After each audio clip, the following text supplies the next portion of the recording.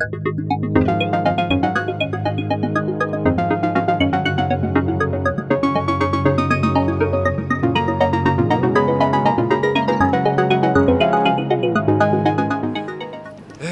commencé à écrire mes premiers poèmes en fait quasiment dès que j'ai su écrire, mais ça restait une activité très sporadique, mais j'ai retrouvé des poèmes que j'ai écrits quand j'avais 5 ans, 6 ans, même un peu avant. Voilà, j'ai publié mon premier poème en fait dans le petit journal de mon école primaire qui s'appelait Le Petit Victor Hugo. Ça c'est vraiment les premiers essais, mais à un moment donné, aux alentours de mes 15, 16, 17 ans, j'ai voulu vraiment essayer de passer à la vitesse supérieure et de me dire, voilà, auprès de tes amis, tu dis que tu écris de la poésie, que tu es poète, mais bon, ça demande peut-être un peu plus d'investissement que ça et de prendre la chose un peu plus sérieusement. Et je me suis mis du coup vraiment à écrire, à composer des recueils, en même temps que je lisais énormément de poésie, parce que je pense que l'un ne va pas sans l'autre. On ne peut pas écrire de la poésie sans en lire, sans lire pas que de la poésie, des romans, de la littérature en général. C'est Aragon qui disait « Je n'aurais pas tant écrit si je n'avais pas tant lu ». Et je pense que c'est valable pour tous les vrais poètes, tous ceux qui ont une vision de la poésie qui me semble opérante, lisent forcément de la poésie. Je ne suis pas du tout dans cette manière un peu caricaturale de poètes qui disent « Ah non, je ne peux pas lire de la poésie pour pas être influencé ». On peut dire que j'écris de la poésie depuis que j'en lis en fait, c'est vraiment concomitant. Je parlais d'Aragon juste avant, donc Aragon évidemment, mais peut-être plus qu'Aragon encore, moi c'est déjà Guillaume Apollinaire, qui reste pour moi une source d'émerveillement constant. Et les auteurs beaucoup du Moyen-Âge, notamment François Villon, Rudebeuf, Chrétien de Troyes, les troubadours, les trouvères, toute cette époque médiévale qui est d'une richesse poétique assez incroyable, pas toujours facile d'accès, c'est parfois des abysses de profondeur, notamment chez Villon par exemple, où il y a toujours un sens, un deuxième sens caché, un troisième, un quatrième sens que vient doubler l'utilisation de l'argot.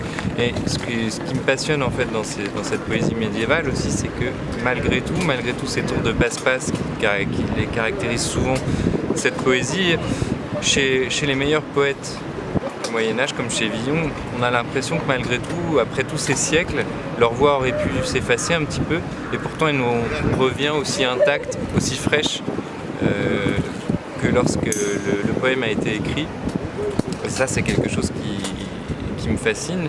Comment on peut avoir l'impression que François Villon est un contemporain, que Rudebeuf est un contemporain, parce qu'ils nous parlent aussi de leur vie quotidienne. Rudebeuf, par exemple, c'est un poète qui peut dire qu'il a joué au dé son manteau et maintenant il a froid, il n'a plus rien à manger. Et ça, c'est des choses de pauvreté, de misère qui restent évidemment actuelles et qui nous touchent parce que c'est une situation universelle et qui reste malheureusement contemporaine. Donc leur voix n'est pas prête de s'effacer, je pense, et ils m'ont beaucoup influencé là-dessus.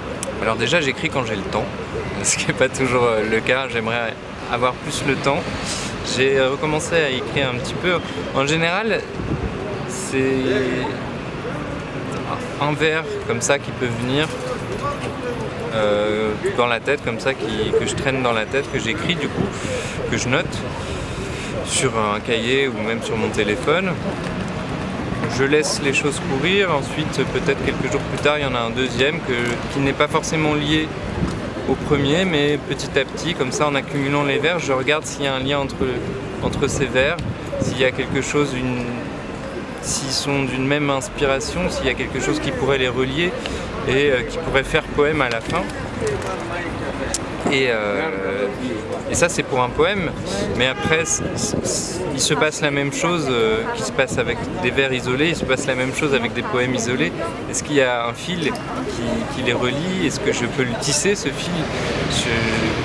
Par exemple dans mes livres, j'aime bien faire qu'il y ait des poèmes avec un titre qui soit relié par des vers qui ne sont un peu des vers sans poème, mais qui amènent de poème en poème, qui tracent comme un chemin entre les poèmes. Et pour moi, c'est ça, souvent le livre de poèmes, c'est comme ça qu'il arrive. Alors, je pense qu'il y a déjà, il y a beaucoup de gens qui écrivent de la poésie de façon très différente. Il y a des choses très bien, je trouve, chez les tout derniers, parfois les tout derniers poètes les plus récents, disons. C'est ce que Francis un peu avait mis en évidence dans un livre qu'il avait publié à la suite d'une soirée qu'il avait organisée qui s'appelait Génération Poésie Debout. La soirée, c'était un dernier métro pour la poésie, où il y avait une quarantaine de jeunes poètes qui étaient invités. Moi, j'y étais invité aussi, et cette soirée vraiment a été très importante parce que ça m'a permis de rencontrer vraiment les poètes de mon âge qui écrivaient. Alors, j'ai pas forcément tout apprécié dans les poèmes qui ont été dits ce soir-là et dans les poèmes qui ont été publiés dans ce livre, mais j'ai rencontré quand même beaucoup de gens, de poètes qui n'avaient pas forcément une forme commune, une inspiration commune, mais qui avaient peut-être une manière de ressentir la poésie entre tous assez commune, c'est-à-dire un retour un peu au réel déjà, avec des voix différentes, mais la situation du poète, qui est un homme, une femme qui vit, qui a des problèmes pour manger, qui prend le métro, qui existe, qui a un corps, ça c'est quelque chose qui revient, je trouve, dans la poésie française, la toute jeune poésie française contemporaine. Et je pense que c'est bien parce que les poésies qui venaient un peu avant étaient plutôt désincarnées, je trouve, très formalistes parfois. Là ça revient. On peut citer par exemple Katia Sophia Hakim, Alexis Bernot, Tom Buron, d'autres qui écrivent comme ça, avec aussi beaucoup un aspect narratif qui n'existait pas, à mon sens, à ce point-là dans la poésie française d'avant. La poésie se remet à raconter des histoires, et ça c'est quelque chose auquel je suis très sensible, parce que c'est un vieux genre français aussi qui a son importance dans la poésie française, la poésie narrative. Par exemple, Tom Buron vient de publier un livre qui s'appelle Marquis Minuit, qui est une espèce d'épopée avec des personnages, des situations, des déambulations. Et ça, moi, c'est quelque chose qui me marque, parce que je pense que c'est important de raconter des histoires, et que les histoires ne soient pas réservées seulement à la prose, que les vers aussi peuvent en dire et d'autrement. Et on a des grands modèles dans l'histoire, Pouchkine, Mayakovsky, Byron, etc. La traduction, alors moi c'est quelque chose que j'ai fait, la poétesse cubaine que j'ai traduite, je pense que c'est la chose la plus dure que j'ai jamais faite de ma vie. C'est un casse-tête permanent.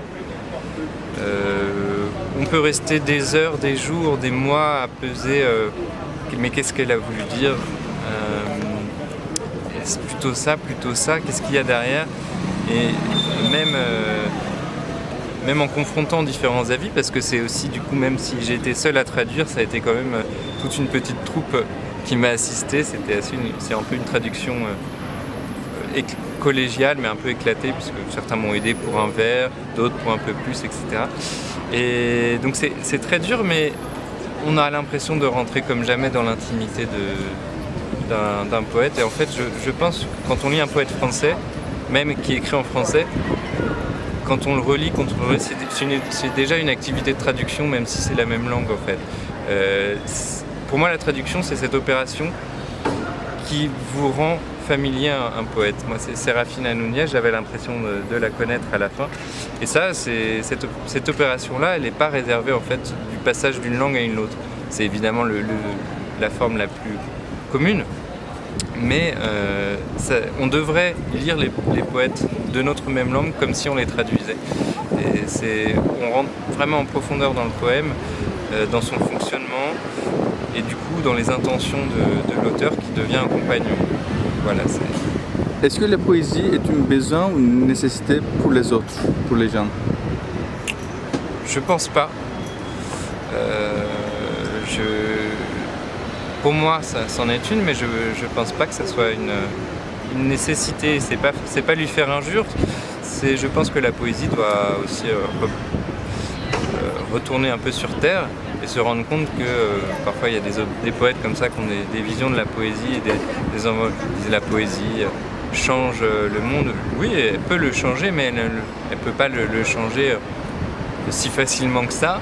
Et si la poésie redescendait sur Terre, elle se rendrait compte que le monde avance aussi parfois sans elle et qu'il faut être à l'écoute, à l'école du monde, de la réalité. Donc si la poésie a plus besoin du monde que le monde n'a besoin de la poésie. Ce qui ne veut pas dire qu'elle n'a pas de rôle à jouer, au contraire, mais c'est pour moi la première chose dont il faut avoir conscience, d'être un peu humble et de se dire que le monde peut marcher sans poésie. Est-ce qu'il serait mieux? Ça, je pense pas. Au contraire, qu'est-ce qu'on peut apporter en tant qu'artisan de la beauté, comme sont les poètes et les artistes? Qu'est-ce qu'on peut apporter pour améliorer le monde en restant lucide sur les moyens que nous avons, qui sont malheureusement pas inexistants, mais parfois pauvres face aux nécessités d'ordre financier, etc., qui étouffent le monde. Mais donc voilà, il faut en tant que poète, il faut avec les moyens qui sont les nôtres, il faut essayer de construire, non pas de devenir une nécessité, mais de rendre le monde plus beau, plus juste, sans s'illusionner. C'est mon premier marché de la poésie en tant qu'éditeur. Je suis déjà venu maintenant depuis presque 10 ans à chaque édition en tant que lecteur, poète, aide de camp. Mais là, c'est la première fois que j'y suis vraiment en tant qu'éditeur, puisqu'on a créé une maison d'édition avec Francis et d'autres écrivains passionnés, qui s'appelle les Éditions Manifestes, qu'on a créé au mois de mars, et on a déjà publié une petite dizaine de livres, ce qui est pas mal pour une année pas complète encore. C'est beaucoup de travail, mais aussi beaucoup de passion, de rencontres, de livres que je pensais pas forcément faire, que j'avais pas prévu et qui se sont présentés comme ça et qui existent aujourd'hui. Donc c'est des surprises et beaucoup de plaisir à ce niveau-là. Voilà, donc nous, les éditions Manifestes, ont publié à la fois des essais, par exemple le livre d'un historien, Alain Ruscio, qui travaille sur le colonialisme, qui s'appelle Histoire ordinaire et extraordinaire du temps des colonies. Des romans, puisqu'on a publié un classique d'Elsa Triolet qui avait été oublié, puisque le livre a été publié en 1947, puis complètement oublié. C'était un livre qui avait été illustré par l'artiste Raymond Penet à l'époque. Ça s'appelle Dessins animés, une espèce de conte désabusé de l'après-guerre qui porterait un monde un peu défait par la guerre, le fascisme, Hiroshima. Mais sous les allures d'un conte, et comme souvent dans l'écriture d'Elsa, c'est quelque chose qui devient assez amer tout en conservant ces aspects du conte et évidemment de la poésie. On a publié en coédition avec l'association Francis Lemerle-Mocker un livre du poète tunisien Ouled Ahmed qui s'appelle Brouillon de patrie, avec une préface d'Adonis. Alors Ouled Ahmed, c'était un poète qu'on a surnommé le poète de la révolution tunisienne, puisque ses vers étaient scandés par les manifestants qui manifestaient contre Ben Ali. Et il est dans cette veine de la poésie satirique, avec beaucoup d'humour, mais aussi une sensibilité un peu des événements du réel comme ça qui se produisent. Et une poésie assez orale, qui tient parfois du slogan. Il y a ce poème que j'aime bien où il dit si tu as peur d'être en retard au dernier sit-in, épouse une résistante, ou un truc comme ça. J'ai plus la formulation en tête, mais il y a un côté slogan dans ces poèmes aussi. Et aux poésies, on a publié aussi une traduction d'une poétesse cubaine que j'ai assurée, c'est moi qui ai fait la traduction, qui s'appelle Serafina Núñez. Elle était quasiment inconnue en France, il y avait seulement 2 poèmes d'elle qui avaient été traduits dans la revue de la poésie, de la Maison de la Poésie du Rhône-Alpes, Bacchanal, et c'est là que je l'ai découvert. Elle m'a un peu frappé, je l'ai laissé un peu dans un coin de ma mémoire, comme ça, c'était il y a plusieurs années. Et jusqu'à ce qu'il y ait le confinement pendant le Covid et que ça me revienne avec force et que je décide de la traduire complètement, en tout cas largement. Et le livre est paru aujourd'hui, cette année, aux éditions Manifestes. Donc c'est un poème qui est issu de mon premier recueil qui s'appelle Paradis Argousin. Et c'est justement des vers sans poème qui n'ont pas de titre, qui servent de passage entre deux poèmes. Oh, pourquoi suis-je un creux dans la nuit? Une crevasse dans cette ville, tout en papier fripon. Je suis la blessure que fissure la torgnole des marées, laquelle est bleue parfois et n'a que faire de la vie. Mélopée numérique des amours léthargiques. Seul, je déambule à la recherche du monde. C'est médire de l'avenir et je me voue au pire. Le peuple est un fakir, sans qui les bris de verre font vitre. Je déambule, funambule sur le fil des trottoirs. Un groupe de fêtards penchés à leurs fenêtres ont hissé pavillon rouge. Il n'y aura pas de quartier pour leurs pensées. Je déambule, funambule sur le fil des trottoirs. Une auto plonge ses deux yeux d'auto dans les miens et tombe amoureuse. D'elle, j'exige un crime passionnel. Je désire le fait divers sur ma peau. Je vois déjà mon cœur béant. L'auto refuse et garde son amour en double fil, puis s'enfuit. Je déambule, funambule sur le fil des trottoirs. Bientôt, j'aperçois le commissariat du 6e arrondissement qui fait la nique aux passants rue Bonaparte.